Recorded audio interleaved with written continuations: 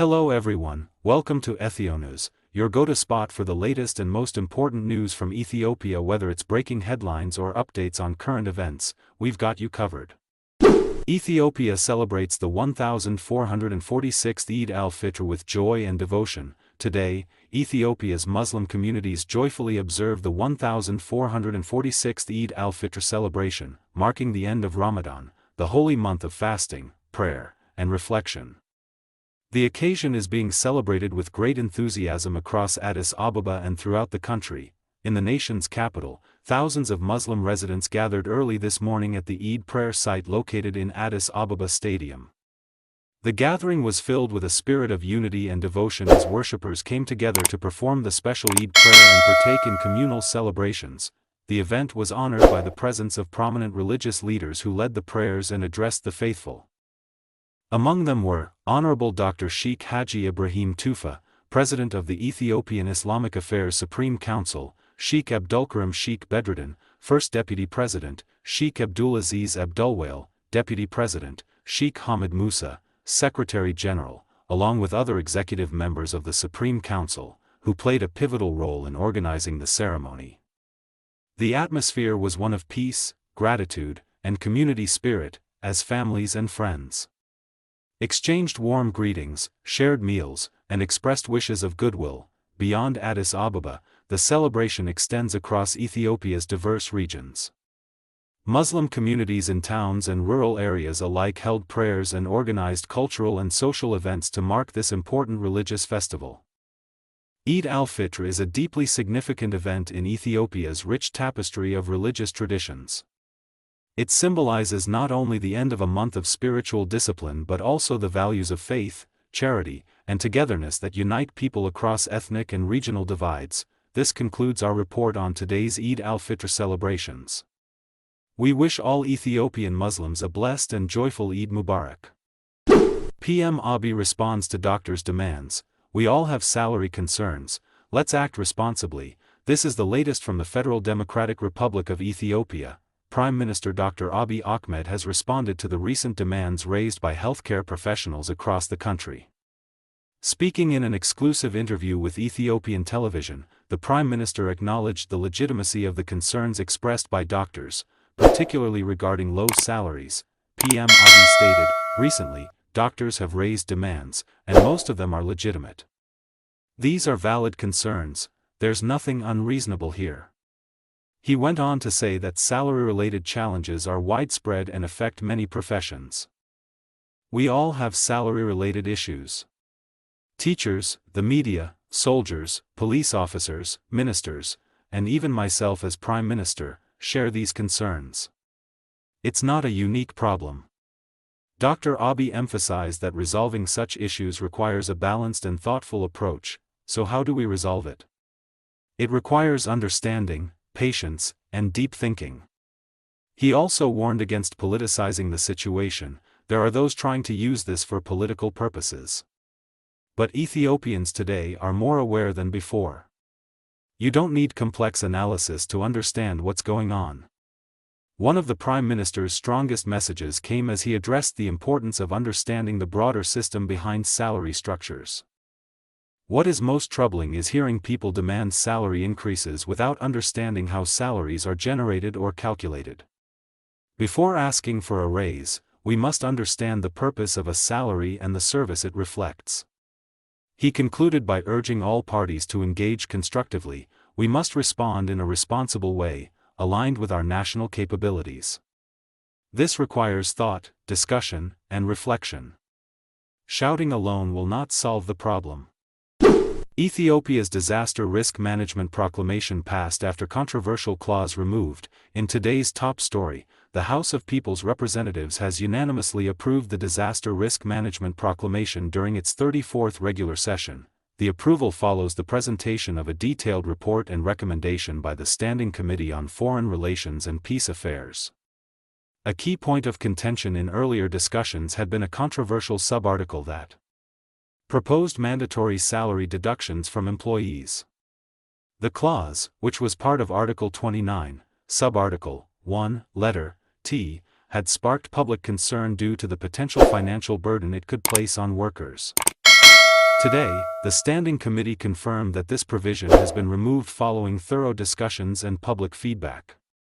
The committee explained that eliminating the mandatory salary deduction ensures that the proclamation supports disaster management efforts without directly affecting workers' income. With the clause removed and the revised draft in hand, the House proceeded to a vote, unanimously approving the proclamation, now officially titled Proclamation No. 1386/2017. This marks a significant step forward in Ethiopia's disaster risk management strategy, with lawmakers emphasizing the importance of public consensus in shaping national policies. Political parties say current conditions in Ethiopia are not conducive for upcoming national election. In political news, several political parties have voiced serious concerns about Ethiopia's preparedness for the upcoming 7th national general election, expected to be held next year. According to a report by the Reporter newspaper, political leaders say that the current situation in the country, marked by insecurity and political instability, does not allow for a free, fair, and meaningful election process. Dr. Desalegn Chain, a prominent member of the national movement of Amhara, Nama, and former representative from Bahir Dar, stated bluntly, if the 7th general election is held, it will be an election where only the Prosperity Party runs and wins. It will be the worst of all previous elections. A Nama representative added that the basic requirements for an election, such as political freedom, party mobilization, and deployment of observers, are currently impossible, especially in regions like Amhara and Oromia. Even in Addis Ababa, they say, political gatherings have been restricted. Mulatu Gemachu, deputy chairperson of the Oromo Federalist Congress, OFC, echoed these concerns, emphasizing the ongoing security crisis. The main threat to the election is the security problem.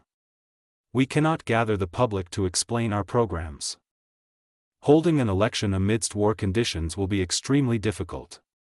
He further explained that although OFC had plans to compete nationwide, many of their offices have been shut down, making meaningful participation nearly impossible. Other political figures noted that there is currently no platform where citizens can choose their leaders, and parties are unable to communicate their platforms effectively. Dr. Abdulkader Adem, chairperson of the Freedom and Equality Party, pointed to the need for electoral system reform as a prerequisite for any credible election. The ongoing war and political instability in Ethiopia have led many parties, including ours, to question whether a meaningful election can be held. We want the electoral system to be changed before the next election. He also stressed that such reform may require amendments to the constitution, and expressed hope that this issue will be addressed in the upcoming national dialogue. Facilitated by the National Dialogue Commission. Meanwhile, Meletwork Hailu, spokesperson for the National Electoral Board of Ethiopia, NEB, recently gave a briefing on the status of preparations for the 7th general election. Further updates from NEB are expected in the coming weeks. Yament plc to celebrate 1,000 couples in Grand Annual Marriage Event. In a heartwarming social initiative, Yament plc, a private limited company, has announced it will host a Grand Annual Marriage celebration on Hamil 29, 2017 EC. Corresponding to August 5, 2025, the event will feature the participation of 1,000 couples, all honored for their long-standing, committed relationships. The celebration is designed to highlight and promote the values of lasting love, marital commitment, and family stability in Ethiopia. Mr. Asnake Amanuel, general manager of Yament plc, stated that 5 exceptional couples will receive special awards during the ceremony for their exemplary devotion to a successful marriage. In a highlight of the event, a couple who has been married for an astounding 80 years will be publicly introduced. This moment will also mark the official launch of the registration process for the celebration. Yament plc says the purpose of this annual event is not just to celebrate love, but also to honor the institution of marriage and to serve as a model of inspiration for younger generations.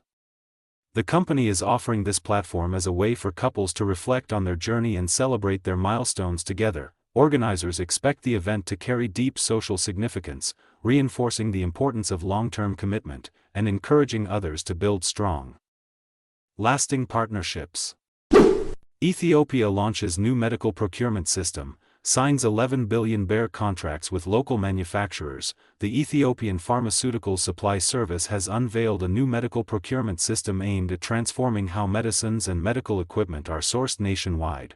Under the new directive, contracts worth 11 billion birr have already been signed with domestic pharmaceutical manufacturers, and a lease option is now available for procuring medical equipment, offering greater flexibility for healthcare providers. Speaking on the new developments, Dr. Abdulkader Jelgilo, Director General of the service, emphasized that the reform is designed to strengthen local pharmaceutical production.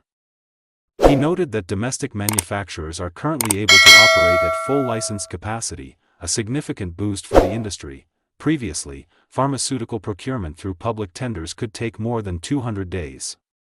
But under the new system, local suppliers can submit bids within just 15 days, while international bidders have a 21-day window, marking a dramatic acceleration in procurement timelines. Dr. Abdulkader also highlighted key features of the new directive, including pooled procurement with other countries, especially for essential but rarely produced medications like certain cancer drugs, medical equipment leasing options, procurement of electronic health technologies through exchange mechanisms, and contract manufacturing agreements. Additionally, up to 3 billion birr has been allocated for international pharmaceutical tenders. The directive also enables local manufacturers to secure contracts lasting up to 7 years, supporting long-term investment and stability in the sector. Just 3 years ago, Ethiopia's domestic pharmaceutical manufacturers held only an 8% share of the national supply. That number has now surged to 40%, reflecting the impact of ongoing reforms and policy support. Thanks for tuning in to Channel Name.